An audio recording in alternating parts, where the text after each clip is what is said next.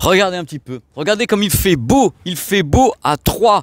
Et je suis très heureux de vous retrouver. Bonjour et bienvenue sur ma chaîne YouTube PP World. Je suis super heureux car c'est un petit peu le retour des reportages Made in France sur des entreprises françaises qui font des produits audio. Et là, à Troyes, c'est directement une marque que vous connaissez peut-être pas. Il s'agit de Davis Acoustics. Donc je vais pénétrer dans cette entreprise directement là maintenant, comme ça en live, en direct, pour découvrir une boîte qui est à taille humaine. Vous allez voir, c'est vraiment à taille humaine. On va tout apprendre sur la façon de concevoir des haut-parleurs, des choses comme ça. Vous allez voir l'historique en même temps. Et voici une des stars de cette vidéo qui est ici. Olivier, c'est le big boss, il y a un petit peu le big boss, et Thomas, deuxième star de cette vidéo. Salut. Donc voilà, ces deux charmants bipèdes vont nous guider à l'intérieur de l'univers de Davis Acoustics. Pourquoi, comment, qu'est-ce qu'ils fabriquent? Là, vous avez une partie de leur création, mais pas que. Vous allez assister à des images de ouf dans cette vidéo, parce que je sais déjà un petit peu ce qui va se passer, et vous allez certainement apprendre des choses. On leur fait confiance pour cela. Allez, on y va, c'est parti, messieurs. Il est super résistant.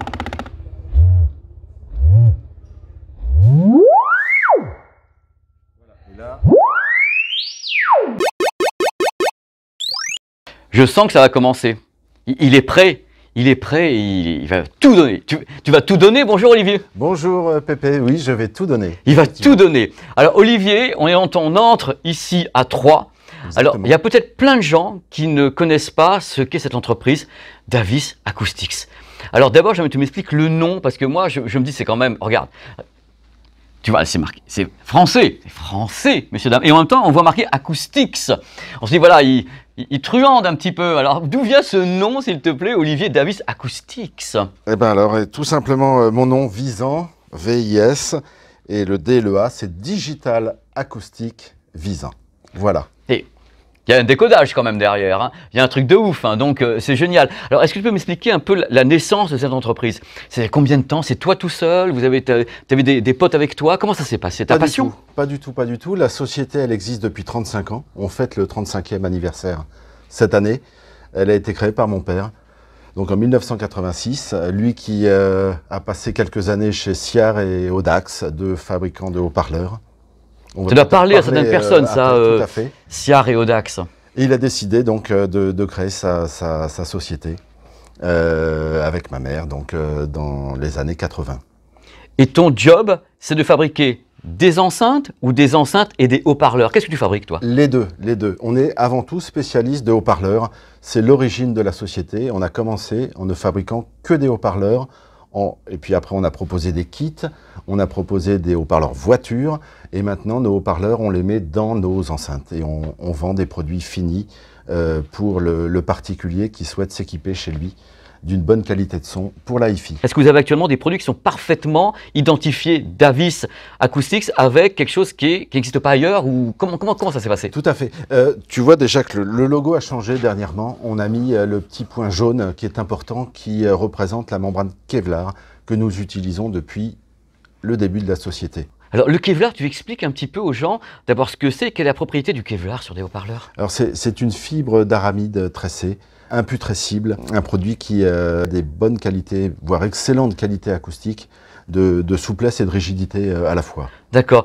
Et toi, actuellement, aujourd'hui, tu as la plupart de tes haut-parleurs qui sont à base de ça, ou tu as d'autres modèles qui utilisent d'autres matériaux? Alors, on utilise également d'autres matériaux. Il y a du papier graphité, il y a de la fibre de carbone, il y a de la fibre de verre. On utilise plein de choses. Mais on va voir qu'on utilise toujours le même haut-parleur depuis 1986, le 13 cm Kevlar. Celui-ci, on le met dans de nombreuses enceintes et c'est vraiment le modèle iconique de la société. C'est un fer de lance, c'est vraiment une sorte d'emblème chez vous, ça. Exactement. Produit. On le voit sur voilà.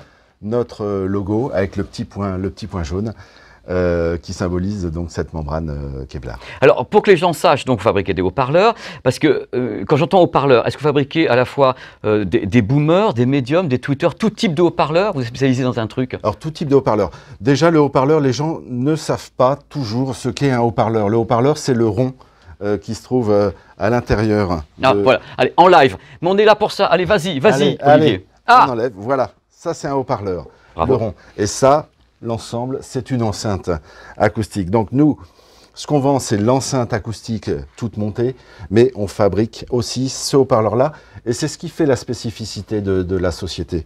Parce que beaucoup de nos concurrents qui vendent des enceintes ne fabriquent pas forcément le haut-parleur.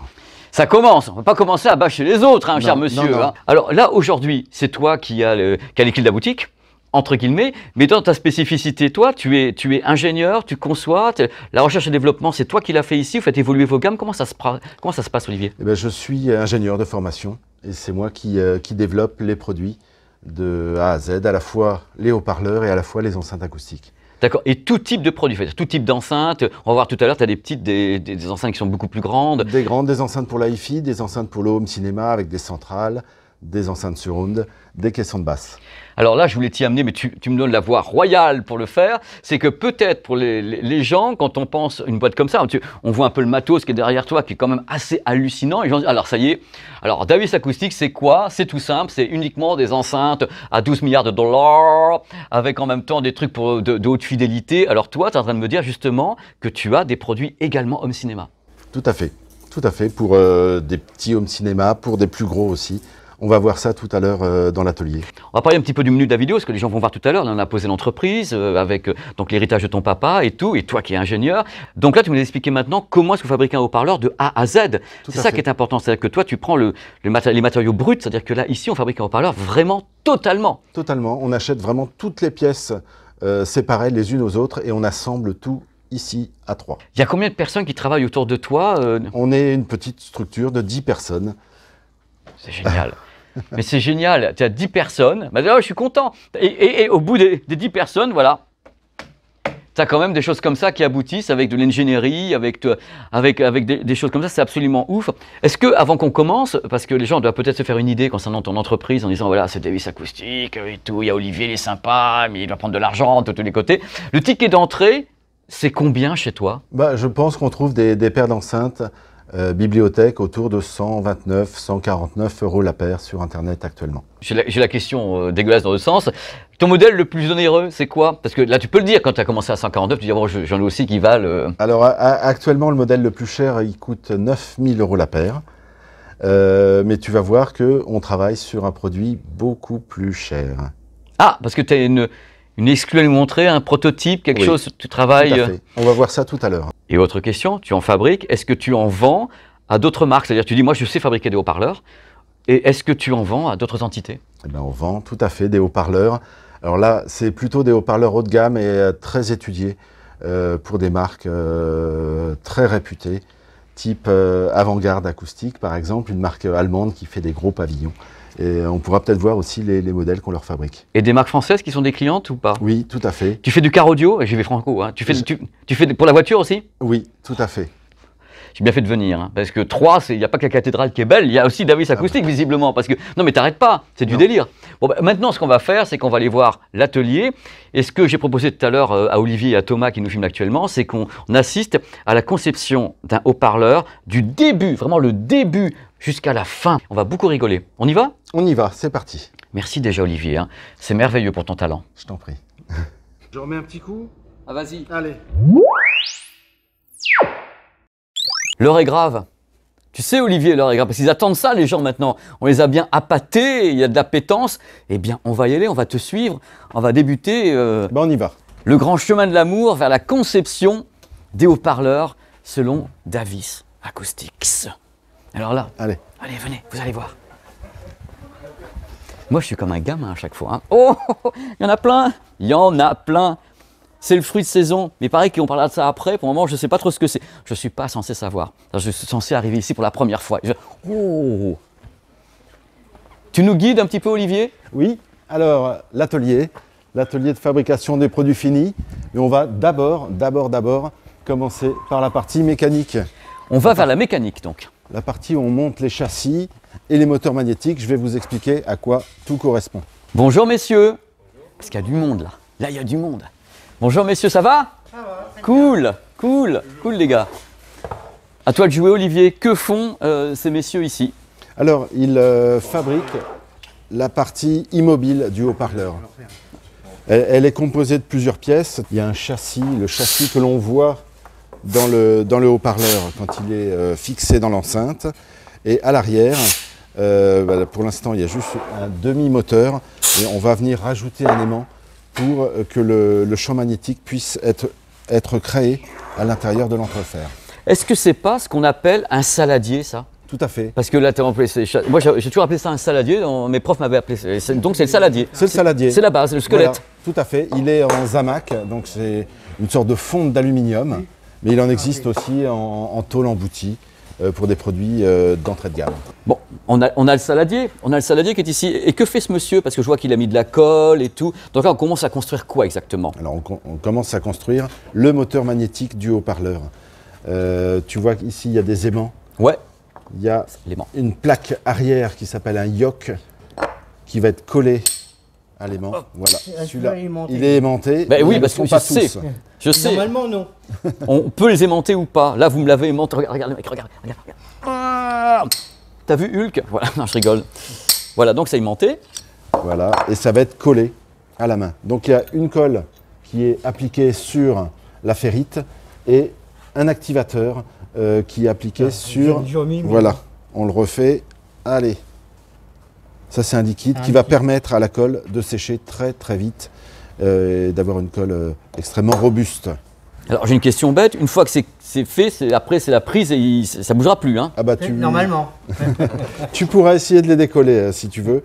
Mais pas tout de suite, là, c'est tout frais. Hein. Ça met à peu près une trentaine de secondes pour parfaitement se coller. Donc, tu as vu, il y a des centreurs aussi au centre, cette petite pièce ici. D'accord. Que l'on met ici pour que l'entrefer, c'est l'espace qui se trouve entre le noyau et la plaque, soit parfaitement centré. D'accord. C'est incroyable. Donc là, on a la naissance complète du haut-parleur avec son saladier. Moi, j'ai hâte, c'est voir les membranes. Je suis un fan de membranes, j'en casse plein. le mec qui n'a rien compris, il vient voir une usine. Moi, je les pète, vos trucs. Alors, pour le moment, le haut-parleur, il n'est pas du tout aimanté. C'est pour ça que derrière toi, tu as des aimanteuses. On va placer le moteur dans l'aimanteuuse. C'est génial. Alors, j'ai une question, je ne sais pas qui pourra répondre, monsieur peut-être, ou toi. Vous en fabriquez combien par jour? Est-ce que vous avez une idée? Parce que peut-être vous avez l'expérience de ça, vous ne pouvez pas le dire. Si on a plusieurs commandes avec des haut-parleurs différents, de grosses tailles, ou des petites tailles comme ça. Ça peut être des grosses ferrites de 135 ou 185, 120, et là c'est dans le diamètre 100. D'accord. Il y a des moteurs qui sont plus ou moins faciles à monter. Là, c'est le 13 cm qu'on va monter. Un modèle classique dont tu m'as parlé tout à l'heure. C'est vraiment le modèle classique que je voulais montrer, absolument. Mais on va te montrer aussi, juste après, un modèle beaucoup plus complexe à fabriquer, où là, on peut en faire que 15 ou 20 par jour, peut-être. Ouais. Alors que cela, on pourrait être à peu près à 200 pièces, peut-être, si on ne fait que ça toute la journée. Olivier, tu me montres ce que va faire le monsieur? Oui, alors attends, déjà, je veux te montrer ce haut-parleur-là. Alors, ce haut-parleur, qu'est-ce qu'il est de particulier, ce haut-parleur? Ça, c'est un haut-parleur qui s'appelle le 22.8. C'est la dernière création que j'ai faite avec mon père. C'est un haut-parleur large bande. C'est celui qui équipe l'enceinte MV1 Master. C'est un haut-parleur qui peut faire du grave, du médium et de l'aigu, sans aucun filtre. C'est un full range. Exactement, c'est un full range, avec donc un moteur magnétique qui est assez lourd. Tiens, tu veux le soulever avec ta main gauche? Un homme fort. Tiens, regarde. Voilà. Eh bien, écoute, tu vas le garder pendant toute la vidéo. Donc, il y a un aimant qui est très très puissant. Il est très puissant et on va voir comment on le fabrique. Écoutez, à vous de jouer maintenant. Hein. Donc, Michel, prends l'aimant qui est en bas. Est-ce que tu considères que ce produit qu'est en train de fabriquer Michel est un des plus complexes que tu fabriques ici au niveau des haut-parleurs? Je pense. C'est un des plus compliqués à faire. Donc là, Michel vérifie qu'il est bien centré. À partir de là, il va donc coller l'aimant dans la cuve en métal. Ouais. Ça, c'est du métal. Il est magnétisé ou pas magnétisé? Il est quoi Pour l'instant, pas du tout. Oh! Michel vient de placer la plaque avant du haut-parleur qui doit être parfaitement centré aussi par rapport au noyau. Ça y est, c'est fait? Ça y est, c'est fini. Là, il est parfaitement collé. Pour le moment, on a juste collé ce qui se trouve à l'intérieur de la cuve. Et là, on va coller cette petite plaque avant, qui n'est pas si petite que ça, qui a des dimensions bien particulières. Et tu peux le voir, il y a même un usinage qui se trouve sur la plaque. Ici, il est un peu tronqué. Donc ça veut dire que le champ magnétique va être plus dense au niveau de l'entrefer parce qu'il y a cette petite courbure ici. Là, vraiment, les gens ont sous les yeux carrément le making-of complet d'un truc qu'on utilise tous les jours, des haut-parleurs, on en voit partout. Et là, on sait comment c'est fait, quoi. Allez-y, Michel. Voilà. Là, la colle se répartit bien, c'est pour ça qu'il faut tourner. Là, on sent bien qu'il y a quand même le côté humain où il faut sentir le... Il y a un coup de main il y a un coup de main à avoir. voir, sentir le produit. Il y a un coup de main à avoir. Les garçons, on se voit tout à l'heure, vous n'avez pas fini en plus. D'accord. Ok. Ils foutent rien.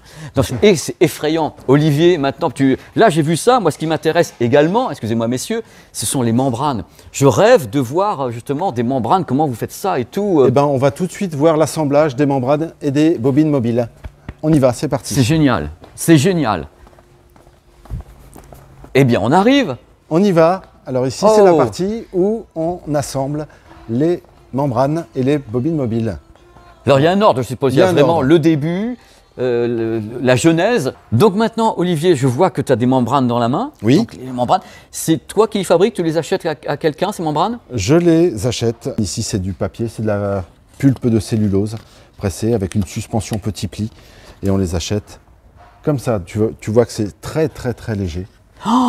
C'est ce qu'on appelle le papier acoustique, quoi. Voilà. C'est son nom originel. Il y a plusieurs types de papier et plusieurs types ici de stries, si je peux dire, d'amortisseurs, suivant les modèles. C'est étonnant. À chaque fois que j'ai tellement peur quand je tiens les membranes comme ça des haut-parleurs. Et donc là, on n'est pas dans le Kevlar, on a quelque chose de traditionnel d'un papier acoustique. Tout à fait. On continue à fabriquer des haut-parleurs avec des membranes en pulpe de cellulose. L'avantage de la pulpe de cellulose, c'est le poids.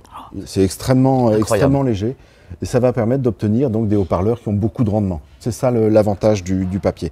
Après, il y a un défaut, c'est qu'il y a une sonorité un petit peu particulière, une coloration, c'est ça qu'on dit, une coloration du papier. Et pour ça, on verra plus tard qu'on est capable de traiter la membrane pour éliminer cette coloration. D'accord.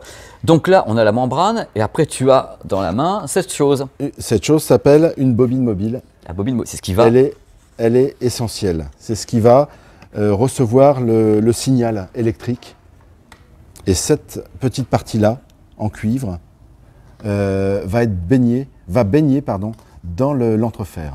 Et c'est par entre guillemets, l'action magnétique, et c'est là qu'il va y avoir des impulsions, ça va faire avant-arrière, et ça va faire vibrer le papier acoustique. Exactement. Et on va le voir après au contrôle, que le haut-parleur bouge bien grâce à cette bobine mobile. Donc c'est la base du haut-parleur, enfin la base du déplacement est là dans ta main. Oui, je pense que quand on travaille sur un nouveau haut-parleur, on réfléchit en premier lieu à la bobine. Alors voilà Patricia. Bonjour Patricia. Bonjour. Elle se trouve sur un moule qui chauffe, qui va permettre de chauffer le système bobine plus membrane et d'accélérer le collage. Donc la fameuse bobine qui est déjà câblée. Tout à fait. Là, on met un point de colle tout autour. On la pose sur le centreur. Et là, c'est un haut-parleur de type... Là c'est le 13 cm. C'est le 13 cm, pardon, le 13 cm Kevlar habituel. Habituel, ouais. Celui que beaucoup de gens connaissent. Donc voilà, on sort les tresses et on appuie pour que le centrage et le collage se fassent bien. Made in France, totalement, avec Patricia qui est en train de finaliser ça. Alors là, on a vu un petit haut-parleur, mais on fabrique aussi des haut-parleurs beaucoup plus importants. Ça, c'est un 31 cm. C'est le plus grand que tu fabriques, 31 ? Non, il y a du 38 cm. 38, c'est le maximum. Oui, le 15 pouces, exactement. Et c'est un large bande ou c'est uniquement Là, c'est un boomer. Là, pour voilà, c'est des boomers. Boomer ou woofer, comme tu veux. On va dire boomer. Ok. Le saladier est là et maintenant tu vas m'expliquer. Tout à l'heure, on a vu le montage de la partie mécanique du haut-parleur. Il est devant nous, cette fois il est aimanté. Il y a un petit scotch qu'on enlève. Le petit scotch c'est pour éviter les poussières à l'intérieur. Ça c'est très très important, puisqu'il ne faut absolument aucune poussière à l'intérieur de l'entrefer. Et là, Patricia va venir coller deux choses. La première, c'est le speeder, cette petite pièce qui va venir centrer le haut-parleur. Ça c'est très important. On en parle, voici donc le speeder. Voilà, tout à fait. Tu vois qu'il peut avoir une force bien particulière. Et surtout, une fois qu'il sera bien collé tout autour sur le châssis, il va permettre aussi un parfait centrage de la bobine mobile dans l'entrefer parce que... On peut toucher à la main donc. Oui, hein, ça. oui. Est-ce que tu peux penser ou dire que c'est une sorte d'amortisseur? Exact, c'est tout à fait ça. C'est ça, c'est un amortisseur. Un speeder peut être plus ou moins souple. et donc va permettre un débattement plus ou moins important de la partie mobile. Si on veut un haut-parleur plus médium, il va moins bouger. Donc on a besoin d'une hauteur de bobinage plus courte. Là, on parle de membrane, de papier acoustique, de Kevlar, de débattement, enfin d'excursion. Mais à l'oreille, qu'est-ce qui, à ton avis, va donner peut-être les meilleurs résultats par rapport à tel type de produit? Après, c'est la membrane. C'est la membrane qui fait que le son, il va être très détaillé ou au contraire un petit peu moins détaillé, ou il va être un petit peu plus coloré. C'est vraiment la déformation de la membrane qui va jouer ce rôle-là. On voit Patricia qui est en train de mettre un petit coup de pinceau sur la bobine. Voilà, on la nettoie bien. Et là, c'est la partie un petit peu délicate. Voilà, on colle, on remet un point de colle au niveau de la membrane. Voilà, tu vois, tout le tour du haut-parleur est bien collé. Et là, on va venir mettre les deux petites tresses du haut-parleur dans les borniers et installer la bobine mobile dans l'entrefer. Tout à fait. Donc là, Patricia colle la suspension. Donc les bords. Le bord ouais. de la membrane sur le châssis. Mais au final, tu as certains produits qui sont longs à concevoir parce que sur moi, il y a des points de colle, il y a de la sèche, il y a des tas de trucs comme ça. Que ce soit à l'atelier mécanique ou ici, il y a toujours ce souci du collage bien fait qui nécessite au moins 24 heures à la mécanique et au moins 24 heures ici au montage des membranes sur le châssis. Ça, c'est un avantage énorme de pouvoir faire nos propres haut-parleurs. J'ai vu des choses incroyables, franchement. Et maintenant, j'aimerais savoir comment est-ce que tu garantis la qualité de ton produit. C'est-à-dire que là, les haut-parleurs sont fabriqués, il y a Patricia, il y a plein de gens qui travaillent. Et toi, après, tu as donc un endroit où tu vas écouter. Un banc de contrôle, effectivement. On fait beaucoup de contrôle à l'oreille. Alors, j'ai besoin de faire répéter la phrase. Reste là, tu vas voir, regarde. Alors toi, tu n'utilises pas de machine. Pour contrôler, tu contrôles à l'oreille. Avec une machine quand même, Ah, qui est un sweeper. Donc un balayeur de fréquences. Donc tous les haut-parleurs qui sont fabriqués ici sont contrôlés un à un avec cette machine. Voilà. Et là on s'aperçoit que le haut-parleur marche déjà. Il n'y a pas de petit bruit particulier. Et là on va balayer les fréquences du grave jusqu'au médium, jusqu'à l'aigu. Olivier, qu'est-ce qui se passe là? Alors là, il y a des fréquences basses. Très basse, Grave, ouais, qui arrive dans le haut-parleur. Et là, tu vas voir que je vais monter le balayage jusqu'à 20 000 Hz. Là, j'entendais plus la à la fréquence fin. Ouais. qu'on n'entend plus pratiquement. Ah, Voilà. c'est ouf. Mais alors, si je comprends bien, là, du moment que tu entends déjà le son de façon cohérente et que tu n'entends pas de bruit de membrane et de déplacement, pour toi, le produit est bon? Voilà, tout à fait. Regarde, je t'ai préparé un haut-parleur plus gros qui a un petit point rouge dessus, ça veut dire qu'il y a un petit défaut. Et on va voir ce qui se passe quand le haut-parleur a un petit défaut. Voilà, et là on entend tout simplement un pneu crevé. Un pneu crevé, une bobine qui n'est pas centrée dans l'entrefer, qui fait un petit bruit comme ça. Et là c'est assez flagrant, on l'entend bien. Tiens, tu veux porter le haut-parleur? Je vais refaire.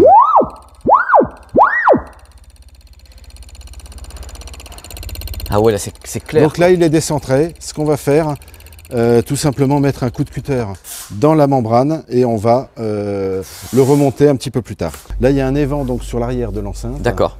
Quand je bouche l'évent, le haut-parleur ne réagit pas de la même manière. Oui. Tu nous expliques, parce que pendant que j'étais avec moi, et c'est un véritable bonheur, Olivier, le rôle de l'évent dans une enceinte. Pourquoi il y a des systèmes qui ont un évent, qui n'ont pas d'évent, le basse réflexe, le machin. Tu peux nous expliquer ça rapidement? Rapidement, non.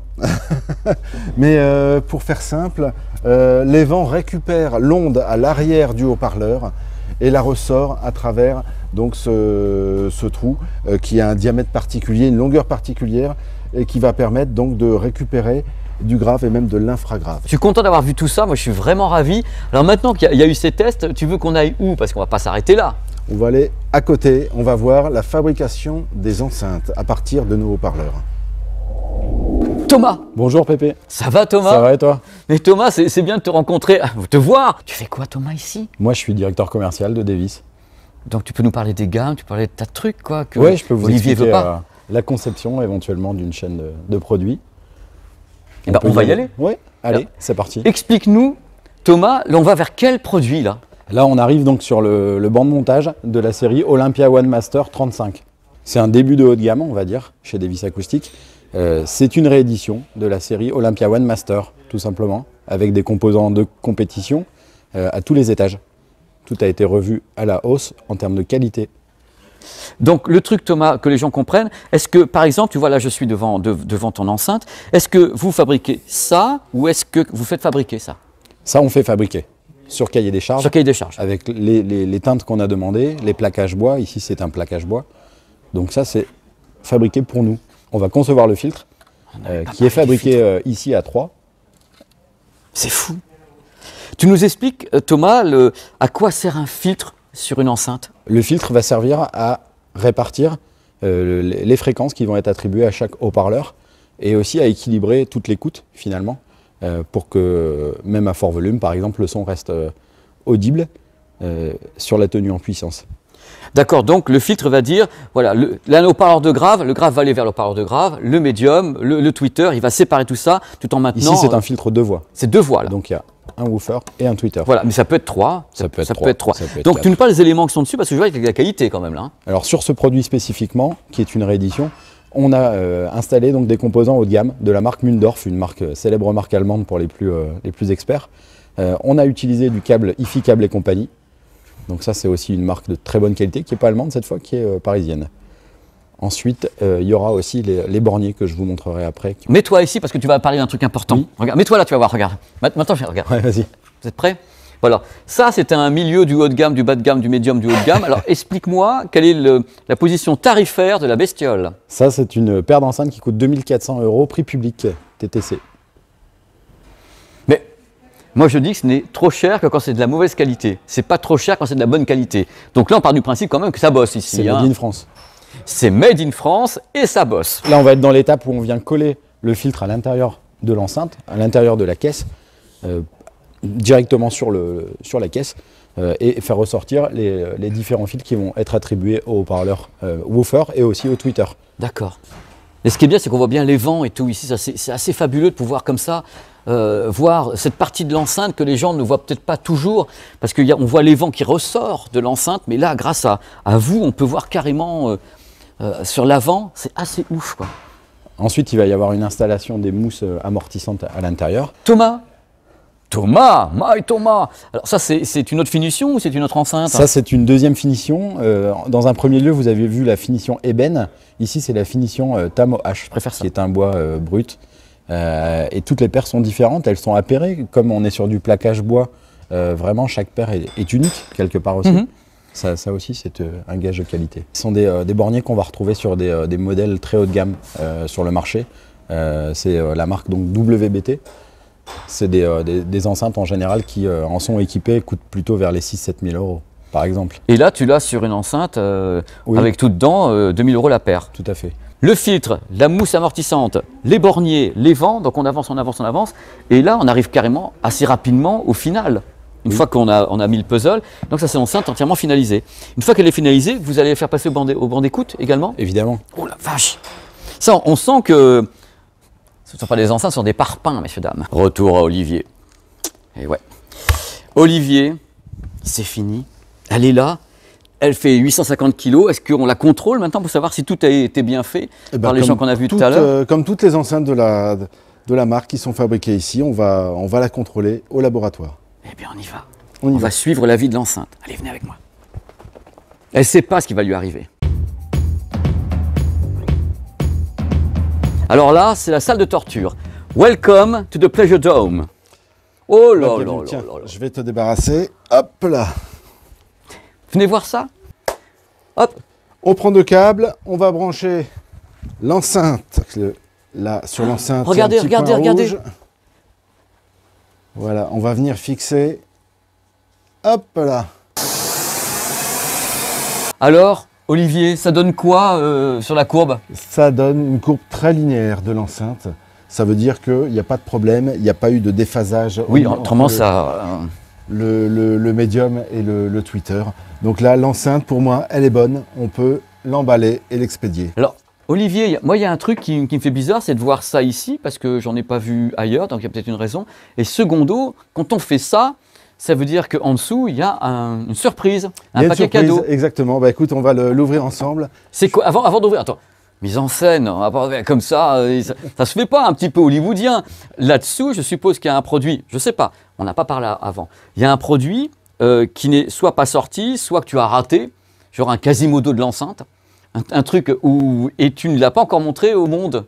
C'est lequel c'est un produit que tu n'as pas encore montré? Je l'ai montré à personne. C'est un produit qui est arrivé dernièrement, au niveau de l'ébénisterie.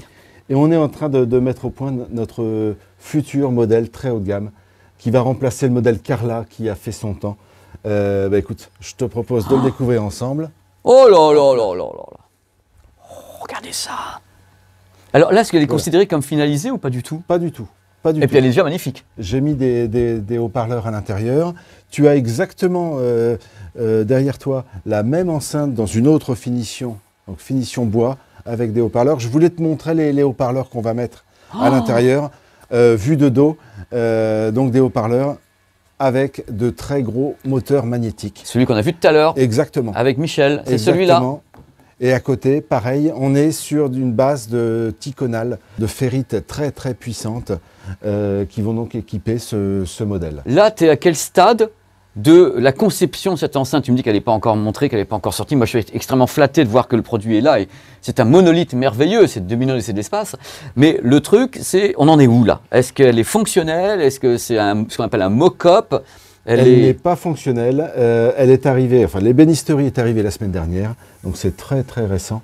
Moi, je me suis permis juste de mettre des haut-parleurs qui devraient ressembler aux haut-parleurs qui seront dans l'enceinte quand le produit sera fini.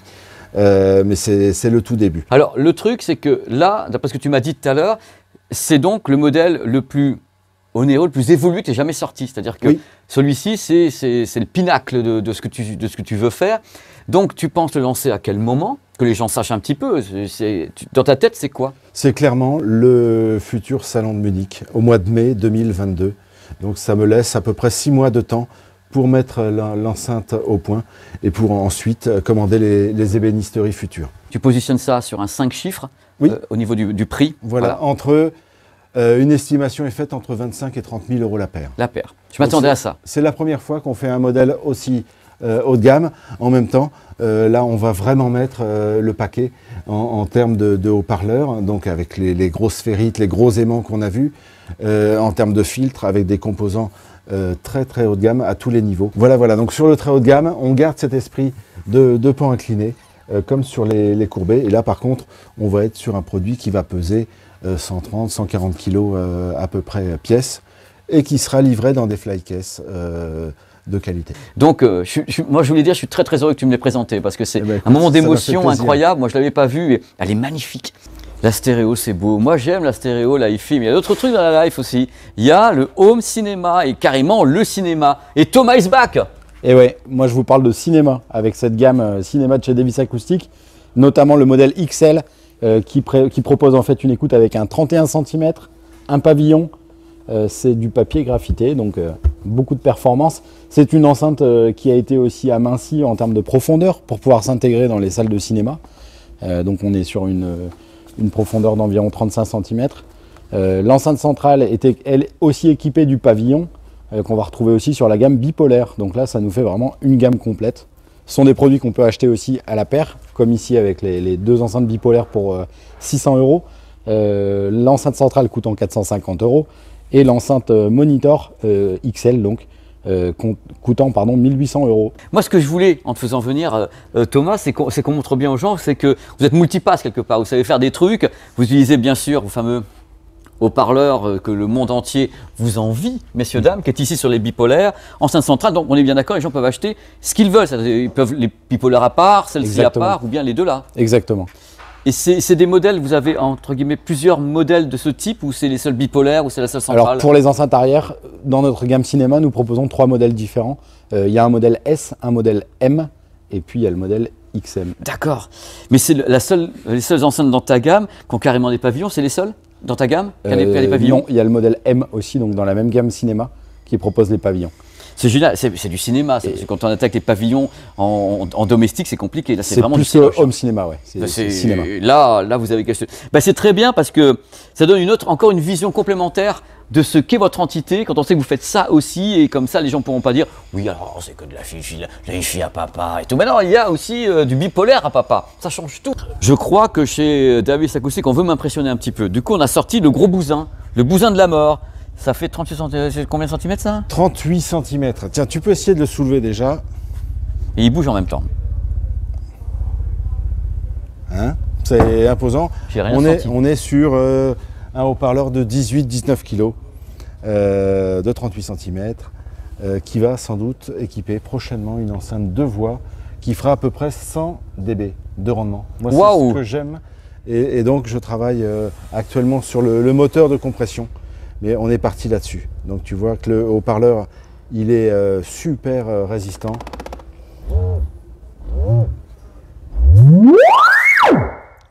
Voilà, et là... Voilà, donc c'est le haut-parleur le plus puissant de C'est le plus gros de chez toi. C'est le plus gros. Ce qui est marrant, c'est vachement ici le mouvement. Et on voit le speeder, justement. Le speeder, le diaphragme. Cette pièce qu'on a vue tout à l'heure. T'appelles ça un speeder, mais c'est un speeder. Et le diaphragme est où? C'est pas le diaphragme le speeder? Non, moi j'appelle ça le speeder. D'accord, moi je vais appeler ça le diaphragme. Donc c'est une pièce de centrage et de retenue du haut-parleur. C'est ouf. Ça y est, j'ai plus d'oreilles, j'ai plus rien. Alors moi je viens, je suis sympa, je fais des reportages et tout le monde est en train de m'écraser mes tympans, mes belles trompes de stage et ma coquelée. La prochaine fois, je fais des reportages sur autre chose que sur des produits qui font un bruit assourdissant. Merci Olivier, c'était merveilleux. Là, je t'en prie. T'as fait ton fanfaron, hein? Oui, je suis content de moi. Merci encore, messieurs, c'était vraiment un plaisir. C'était génial. J'ai kiffé. Ben voilà, c'est fini. C'est la fin de cette vidéo. Je termine comme ça sans micro et tout. On va sortir de cette entreprise génialissime où on a pu rencontrer un peu tout le monde. C'était vraiment ce que je voulais faire. Je voulais vraiment vous faire vivre ça parce qu'il y a des tas de boîtes comme ça françaises qui ont des tas d'idées, qui font des tas de choses, qui ont des tas de façons artisanales de travailler. Là, vous avez vraiment rencontré une boîte qui a une façon parfaitement artisanale de travailler. Voilà, je vous remercie infiniment d'avoir regardé cette vidéo. C'était super cool de vous savoir dans les parages. Dans tous les cas, dès que je peux, je reviens à Troyes, qui est en plus une ville magnifique. Vous allez voir dans les bonus, il y a des endroits de folie. En même temps, c'est magnifique, la cathédrale, tout ça. C'est vraiment un endroit de ouf. Voilà, je vous embrasse très fort. Et je vous remercie d'avoir regardé ce reportage. Il y aura d'autres reportages qui vont venir sur la chaîne. J'ai d'autres trucs de prévus comme ça, sur l'audio, sur plein de trucs, sur des boîtes qui sont dans le monde entier ou des boîtes françaises que je rêve de vous faire partager et vous faire partager leur identité et leur philosophie. Allez, ciao. Une vidéo c'est bien, une vidéo avec des bonus c'est encore mieux. Alors justement, voici les bonus de cette vidéo. Vous allez voir, vous n'allez pas être déçus du voyage, puisque je vais vous montrer un endroit de folie dans lequel j'ai la chance de rester ce soir. C'est une maison d'hôtes absolument incroyable et j'ai la chance d'avoir ce qui n'est pas une chambre, c'est carrément un loft. Un loft gigantesque, je vais vous faire visiter. Alors vous montez, voilà, les escaliers sont là. Oh là là, j'arrive. Déjà c'est beau. C'est beau, c'est superbe. Vous avez du goût partout, c'est génial. Vous allez regarder un peu la hauteur de plafond de cet endroit. Donc, je vous laisse découvrir. Hein. Justement, là, je bouge le smartphone très lentement parce que je veux vraiment que vous découvriez cet endroit. Moi, j'avais jamais eu la chance de dormir dans un endroit comme ça. Jamais. C'est sublime. Et vous allez voir, il y a plein de détails, il y a plein de trucs qui sont très beaux. Alors, vous avez cette partie que je trouve intéressante avec une échelle, parce qu'en effet, il y a de la hauteur, mais elle n'est pas fixée, donc je vais pas essayer de monter non plus. Voilà ce petit lustre qui tombe là devant le tableau. Donc c'est un petit bureau, ici, que vous pouvez voir. Il y a le plumard, qui est super grand, avec toute la partie... C'est cet endroit où il y a des prises électriques, c'est là. Tout est donc rassemblé ici, comme vous pouvez voir. Regardez un peu la dimension, je vais justement me mettre un petit peu en bas, faire un autre angle. Il y a une salle de bain qui est géniale, parce que tout est en fin de compte en open space. C'est-à-dire qu'il n'y a pas de séparation. La salle de bain est donc ici. On a la vue sur l'extérieur à Troyes. Donc il y a la cathédrale qui est dehors. Donc pour 2 personnes, il y a les petites toilettes qui sont là derrière la jolie porte. Et vous avez cet endroit dingue où la baignoire est flanquée en plein milieu. Et ça, j'adore. L'idée est fabuleuse. Et ici, c'est pour dissimuler la fenêtre. Donc c'est mon petit bonus parce que j'avais jamais eu la chance d'avoir un endroit pareil de ma life. Hein. C'est la première fois que j'ai la chance d'être dans une maison d'hôte comme ça. Et c'est du délire. La douche est entièrement transparente. Et quand on est dans la douche, on regarde le baby-foot qui est là. Donc malheureusement, je ne reste que quelques heures. C'est le truc où tu as envie de te dire, bah tu vas rester un petit peu et tout. Non, non, parce que je suis arrivé ici, donc il devait être 22, 23 heures. Et je suis reparti pour travailler, pour faire le reportage, vous avez vu, à 7, je me suis donc levé à 7 heures du matin. Donc je suis resté très très peu de temps et c'est la honte, quoi. Je veux dire, moi, un truc pareil, il faudrait que je reste plus longtemps pour pouvoir me le vivre encore mieux. Ah oui, j'ai un truc que je voulais vous montrer, tiens. Parce que là, vous avez cette pièce qui est gigantesque, hein. Je vais vous mentir, vous pouvez courir dedans, hein. Vous voyez et tout, tellement c'est grand, tellement c'est beau. Mais vous avez une petite pièce qui se trouve là, pour les gens qui seraient donc pas très très sympas, donc les gros méchants. On va dire qu'on va les mettre ici. Et la pièce est donc là. Bing! La pièce complémentaire, superbe. Le bois partout. C'est très sympa pour rester comme ça un petit moment. Mais par contre, y vivre, c'est très compliqué. Parce qu'il y a très peu de fenêtres. C'est vraiment le côté grenier. Un grenier moderne, un grenier magnifique. Mais on est très limité. On a des fenêtres ici. On a un peu de lumière qui va tomber comme ça, genre vasistas au plafond. En plus, je suis vraiment tout seul parce qu'il n'y a personne actuellement en villégiature à Troyes, hein, dans la ville de Troyes qui est merveilleusement belle. Donc, il n'y a personne dans toute la maison d'hôte. Donc, j'espère que c'est pas hanté. Mais même si c'est hanté, moi, ça me va très très bien d'avoir des spectres pour discuter un petit peu comme ça by night. Parce que là, je suis tout seul vraiment dans toute la baraque. Et je me dis, wow, c'est trop bien. Donc, c'est une expérience. Il y a beaucoup de films d'horreur qui commencent comme ça. Je me le souhaite pas. Vous allez voir ma pièce préférée. La voilà. Voici ma pièce préférée. Et ça, c'est mon petit déjeuner perso. Je suis l'homme le plus heureux du monde. Voilà, je suis tout seul avec le beau jardin, ici, dans cet endroit. Tout est fait maison. Tout est fait maison. Bon, j'ai demandé à ce qu'on m'enlève un petit peu le fromage du matin, parce qu'à 8 heures, je suis pas sûr. Même si je suis normand, le fromage du matin, j'y arrive pas. Mais tout est merveilleux. On a plein de trucs pour se régaler. Et ça fait tellement longtemps que j'ai pas eu la chance d'avoir un truc pareil. C'est vrai que je fais mon petit frimeur. Hein. Je me la pète un peu, hein, comme gars. Dans mon ambiance un petit peu châtelaine. Une vie qui n'est pas la mienne. Donc c'est toujours une sorte de vie d'emprunt. Donc c'est toujours marrant à faire. Voilà. Et beau quand même. Hein. C'est... Vous devez dire oui, d'abord, déjà. Les lunettes de travers, tout. Mais il y a tout, la gueule, les lunettes, tout est travers. La gueule, les lunettes, le cerveau. Et j'ai une journée de tournage, à l'impro. Mais je vais y arriver. Je sais que je vais y arriver. Je sais que je vais y arriver. Je sais pas comment, mais je vais y arriver. Le matos est prêt, tout est prêt. C'est déjà ça. Allez. Je vais manger maintenant. Et voici donc mon couloir préféré.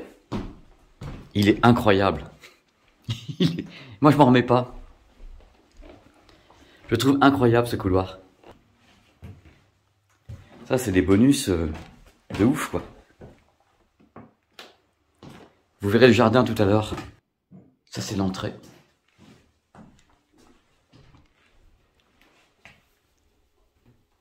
Je vais vous montrer un petit peu le jardin quand même, parce que c'est pas le tout. Le jardin. Vous avez vu l'intérieur, voici l'extérieur. Mis à part le fait qu'on se pèle de façon internationale, c'est sublime. Regardez un peu. Alors, le truc, c'est ça qui est sublime en été, dans cette maison d'hôte. Et donc, quand on loue la chambre qui est ici, on a tout ça de dispo. Et vous allez le voir, c'est juste ouf. Tout est beau, quoi. C'est même pas en rêve. Voilà, le petit coin cosy, avec le chat. Il est là. Ah bah si. Oh, qu'est-ce que tu es beau. Oh, mon toutoun. Comment ça va, mon toutoun? Oh, tu es là, toi. Eh ben, t'es le plus heureux du monde. Hein. C'était pas un avatar qui vous parle, c'était bien moi.